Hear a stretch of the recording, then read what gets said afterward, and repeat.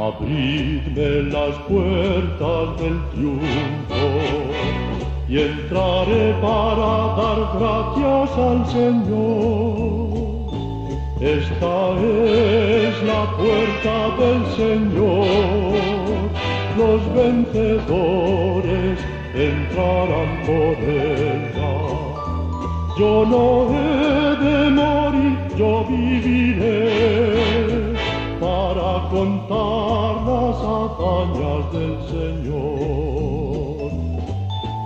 Este es el día en que actuó el Señor, sea nuestra alegría y nuestro gozo.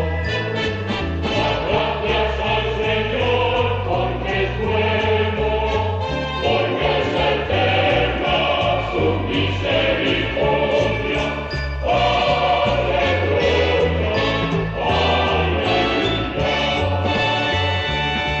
La piedra que el cantero desechó es ahora la piedra angular.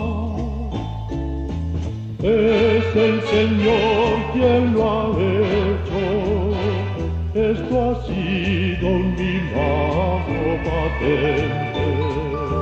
Te doy gracias porque me escuchaste, porque fuiste mi salvación.